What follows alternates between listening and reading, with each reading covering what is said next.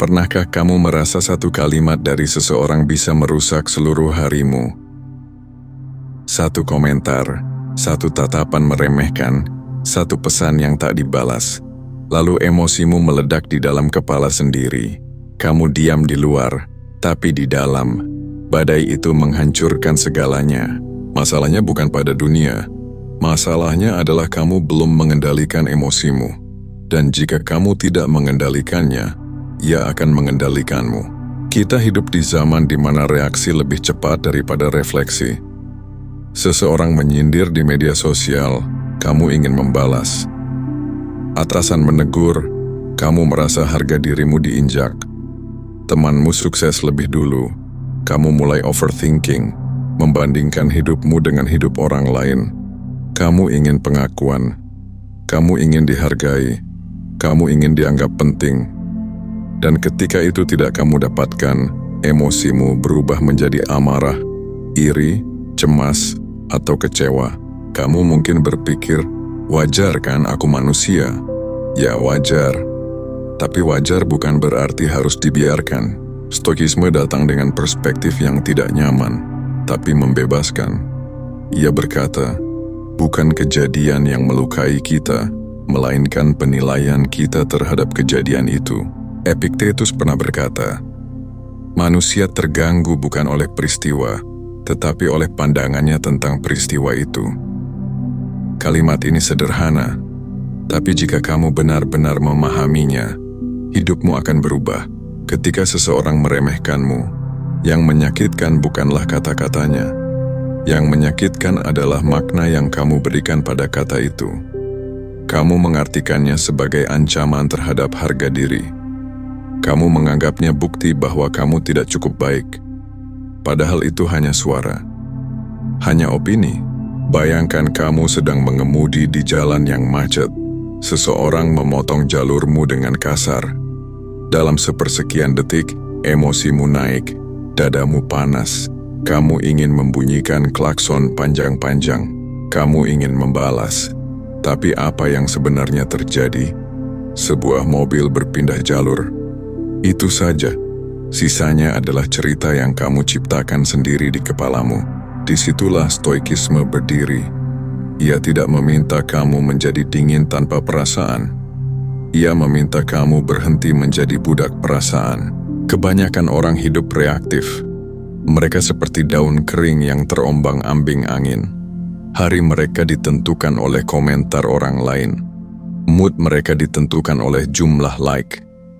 Harga diri mereka ditentukan oleh pengakuan sosial. Mereka mengejar kendali atas dunia luar, padahal dunia luar tidak pernah benar-benar bisa dikendalikan. Stoikisme membalik cara berpikir itu. Fokuslah pada apa yang bisa kamu kuasai. Pikiranmu, sikapmu, responsmu. Sisanya lepaskan. Marcus Aurelius menulis dalam jurnal pribadinya, kamu memiliki kekuasaan atas pikiranmu, bukan atas peristiwa di luar. Sadarilah ini, dan kamu akan menemukan kekuatan. Perhatikan kalimat itu. Kekuasaan atas pikiranmu, bukan atas komentar orang, bukan atas penilaian masyarakat, bukan atas masa lalu, hanya atas pikiranmu. Ketika kamu menyadari bahwa emosimu adalah hasil interpretasimu, kamu berhenti menyalahkan dunia. Kamu mulai bertanya, apa yang sebenarnya ada dalam kendaliku sekarang? Mungkin kamu tidak bisa menghentikan orang lain meremehkanmu, tapi kamu bisa memilih untuk tidak menjadikan itu pusat identitasmu. Mungkin kamu tidak bisa menghentikan kegagalan datang, tapi kamu bisa memilih untuk tidak menghancurkan dirimu sendiri karena satu kegagalan. Mungkin kamu tidak bisa membuat semua orang menyukaimu, tapi kamu bisa memastikan kamu tetap menghormati dirimu sendiri. Ada momen hening di antara stimulus dan respons. Sangat singkat, hampir tak terlihat. Tapi di sanalah kebebasanmu berada. Berhenti sejenak, tarik napas. Tanya pada dirimu sendiri, apakah ini benar-benar layak menguasai pikiranku?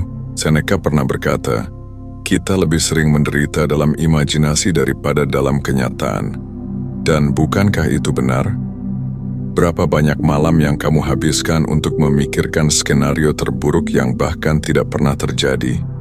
Berapa banyak energi yang habis hanya untuk memutar ulang percakapan di kepalamu?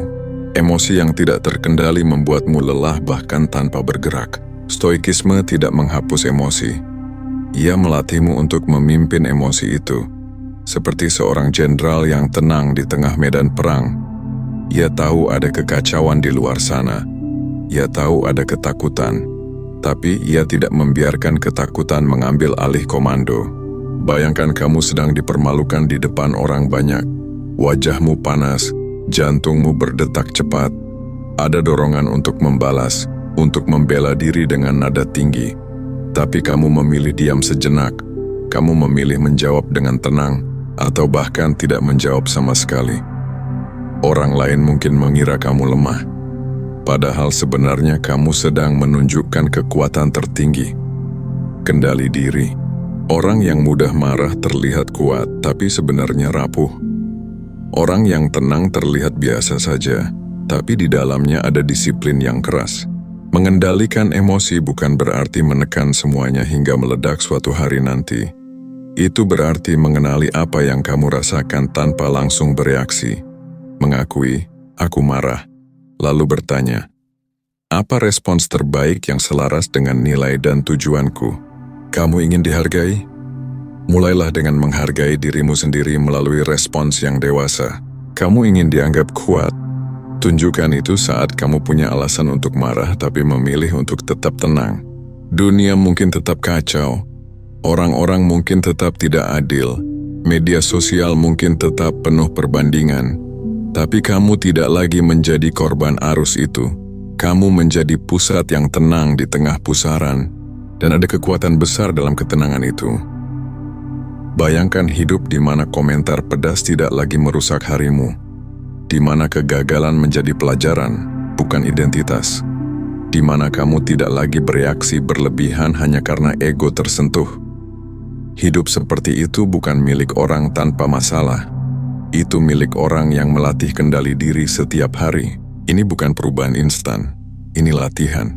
Setiap kali emosimu naik, itu kesempatan. Setiap kali kamu ingin meledak, itu ujian. Dan setiap kali kamu berhasil menahan diri dan memilih respons yang bijak, kamu sedang membangun karakter yang tidak mudah digoyahkan. Ingat, dunia tidak akan menyesuaikan diri dengan perasaanmu, tapi kamu selalu bisa menyesuaikan sikapmu terhadap dunia. Kendalikan emosimu atau ia akan mengendalikanmu. Tidak ada jalan tengah. Entah kamu menjadi tuan atas pikiranmu atau kamu menjadi budaknya. Sekarang hening sejenak. Bayangkan versi dirimu yang tidak lagi reaktif, yang tidak mudah terpancing, yang tidak lagi mencari validasi di setiap sudut. Versi dirimu yang tenang, tajam, dan kokoh. Ia tidak sempurna. Ia tetap manusia. Tapi ia sadar bahwa kekuatan sejati bukan pada kerasnya suara, melainkan pada dalamnya kendali. Itulah inti stoikisme modern. Bukan menjadi batu tanpa rasa, tetapi menjadi manusia yang sadar bahwa respons adalah pilihan, dan dalam pilihan itu ada martabat. Hari ini mungkin kamu masih akan merasa marah, mungkin kamu masih akan cemas. Itu tidak apa-apa, tapi mulai sekarang, jangan biarkan emosi duduk di kursi pengemudi. Biarkan ia menjadi penumpang.